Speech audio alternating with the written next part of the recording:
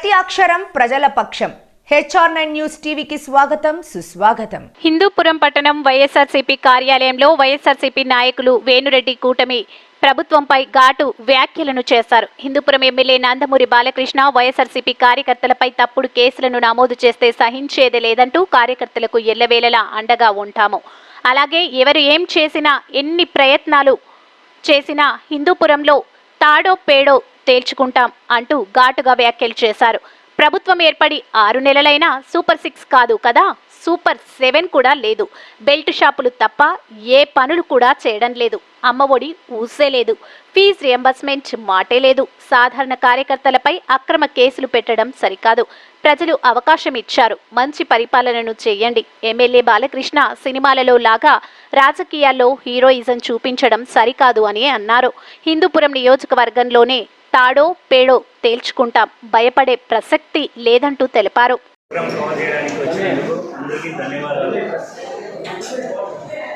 ఏమన్నా మేము తెలుసో తెలియక మిస్టేక్స్ చేసినా, మా వల్ల మీరు ఏమన్నా ఇబ్బందులు పడినా ఏది మనసులో పెట్టుకోకుండా మాకు సహకరిస్తున్నారు. చాలా చాలా ధన్యవాదాలు మా విషయంలో. అలాగే హిందూపూర్లో అటల్ హిందూపూర్ స్టేట్లో ఏం జరుగుతుందని మాకిన్నా మీకే బాగా తెలుసు. గవర్నమెంట్ వచ్చి 6 months అయింది. ఈ 6 monthsలో సూపర్ 6 చేయలేదు, సూపర్ 7 చేయలేకపోయినారు. ఒకటేంటంటే ప్రశ్నించే గొంతుగా మీరు ఎవరైనా ప్రశ్నించగలరు. అది PM కానీ సీఎం కానీ ఎవరైనా కానీ మీకు ఈ రాజ్యాంగం ఆ హక్కు కల్పించేది, ప్రశ్నించే గొంతుగా. ఒకటి మీ మూలకంగా నేను ఒకటి అడుగుతున్నాను, ఏంటంటే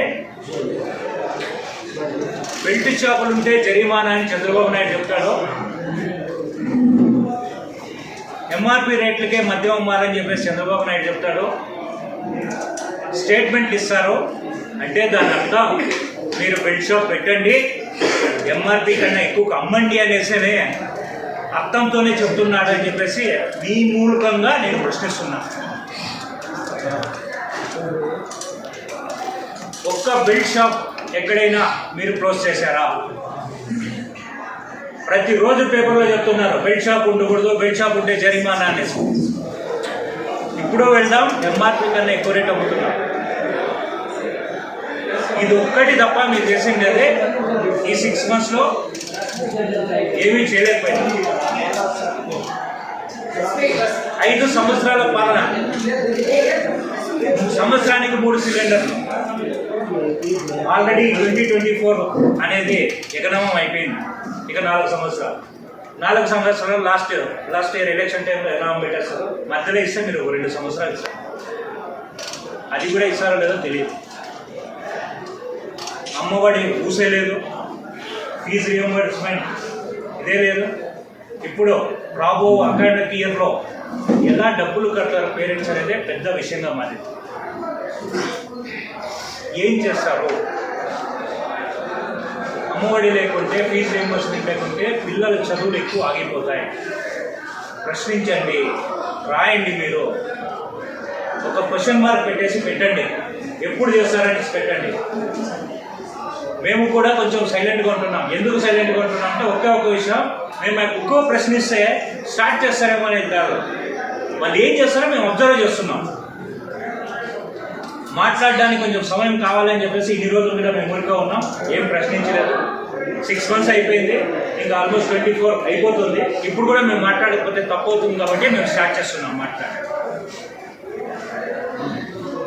ఇక అక్రమ కేసులు ఎప్పుడో మా గవర్నమెంట్ ఉన్నప్పుడు కూడా ఏదైనా గొడవ జరిగింటే కేసులు అంటే అది రివర్స్ అయ్యి మళ్ళీ కేసులు పెడుతున్నారు.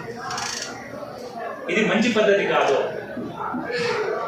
బాలకృష్ణ గారు, మేము మీకు ఒక్కటే అడుగుతున్నాం, మీరు సినిమాలో హీరోలాగా నిజ జీవితంలో ఈ రాజకీయాల్లో కూడా హీరోగా ఉంటే ఈ అక్రమ కేసులు బనాయించడం ఇవన్నీ చేయకూడదని చెప్పేసి సందర్భంగా నేను అడుగుతున్నాను. మీ మూలకంగానే తెలియజేస్తున్నాను. ఒక మండల కన్వీనర్ అయినటువంటి వ్యక్తి చిరుమత్తూరులో మా కార్యకర్తల పైన పోయి గొడవ చేసి అతని పైన 307 కేసు పెట్టి సబ్జెక్టులో పెట్టించింది. ఒక హోదా, మండల స్థాయి హోదాలో ఉన్నటువంటి వ్యక్తి ఒక కార్యకర్త పైన, సాధారణ కార్యకర్త పైన గొడవ పెట్టి అసలు ఏం జరుగుతుంది? ఆ విషయంలో కంప్లైంట్ ఇవ్వడానికి స్వయాన వాళ్ళ పిఏలే, బాలకృష్ణ పిఏలే పోలీస్ స్టేషన్ పైన కూర్చొని ఎఫ్ఐఆర్లు కట్టించినారు. పోలీసుల అదుపులో ఉన్న వ్యక్తి పైన 100 మంది ఏకదాటిగా ఒక్కసారిగా అటాక్ జరిగినారు.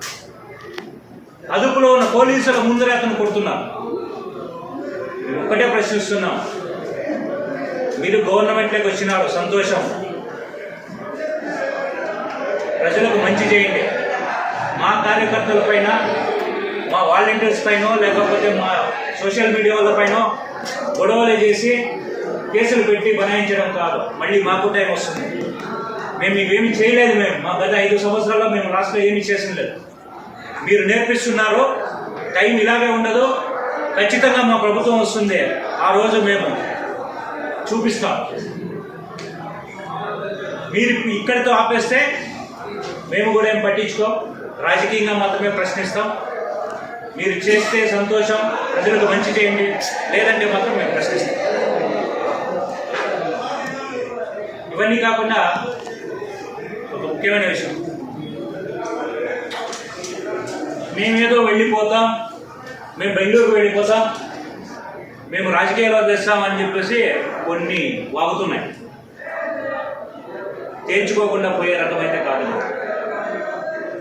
తెంచుకుంటాం. ఎందుకు? ఇంటి దొంగల పైకే చెప్తున్నా డైరెక్ట్గా, మేము టీడీపీ పైన తెంచుకునే పోతాం.